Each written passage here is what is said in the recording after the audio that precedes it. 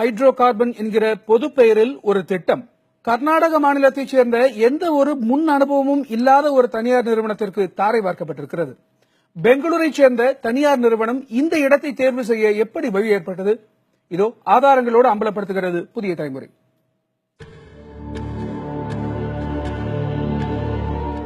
நாடு முழுவதும் 69 இடங்கள் என்றாலும் தமிழகத்தில் 2 இடங்களில் மட்டும்தான் ஹைட்ரோ கார்பன் திட்டம் அமைக்கிறதா எனில் அதில் முழு உண்மை இல்லை என்பதே உண்மை.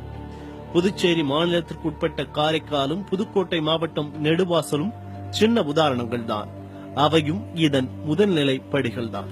ஷேல் கேஸ் எனப்படும் பாறை எரிவாயு எடுக்க திட்டமிடப்பட்டிருக்கும் காவிரி படுகைகளில் இவை வருகின்றன.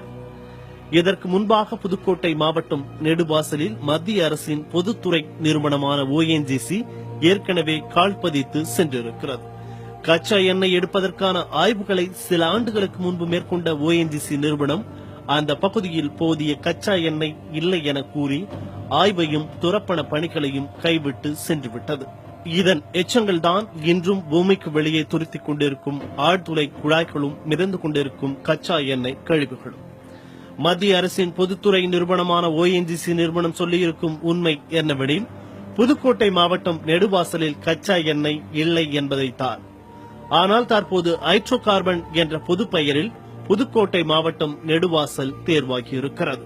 இம்முறை நெடுவாசலில் ஆய்வு மற்றும் துரப்பண பணிகளை மேற்கொள்ள கர்நாடக மாநிலம் பெங்களூருவைச் சேர்ந்த ஜெம் லேபரட்டரிஸ் என்ற தனியார் நிறுவனம் முன்வந்திருக்கிறது. ஏலம் எடுத்துள்ள இந்த நிறுவனம் எண்ணெய் வள துரப்பண பணிகளில் எந்த முன் அனுபவமும் இல்லாத ஒரு நிறுவனம். அதிலும் இந்த நிறுவனம் முன்னாள் மத்திய இணை அமைச்சரும் பாரதிய ஜனதா MPயுமானவரின் நிறுவனமாகும். ஆக மொத்தத்தில் புதுக்கோட்டை மாவட்டம் நெடுவாசலில் கச்சா எண்ணெய் எடுக்காமல் பெங்களூரு ஜெம் லேபரட்டரிஸ் என்ற அந்த தனியார் நிறுவனம் அதிக ஆபத்தை தரவிருக்கும், சுற்றுச்சூழலுக்கு பெரும் கேட்டை உருவாக்கும் என உலகின் முன்னணி நாடுகளால் கைவிடப்பட்ட ஷேல் கேஸ் எடுக்கும் திட்டத்தை முன்னெடுக்கப் போவதாக கூறப்படுகிறது. இதற்கான ஆதாரங்கள் புதிய தலைமுறைக்கு கிடைத்திருக்கிறது. அவற்றை மக்கள் பார்வைக்கும் சுற்றுச்சூழல் ஆர்வலர்களுக்கும் அரசியல் கட்சியினருக்கும் காட்சிப்படுத்தி அம்பலப்படுத்துகிறது புதிய தலைமுறை. எப்படியெனில் தமிழகம் முழுவதும் ஷேல் கேஸ் எடுக்கும் இடங்கள் பட்டியலில் L2 பிளாக் என்ற பெயரில் மறைமுகமாக குறித்து வைத்திருக்கும் இடத்தில்தான் புதுக்கோட்டை மாவட்டம் நெடுவாசலும் வருகிறது. இந்த பட்டியலில் நெடுவாசலின் பெயர் நேரடியாக குறிப்பிடப்படவில்லை என்றாலும் சுற்றுச்சூழல் பாதிப்பு குறித்த அறிக்கையில் இந்த பெயர் குறிப்பிடப்படுகிறது.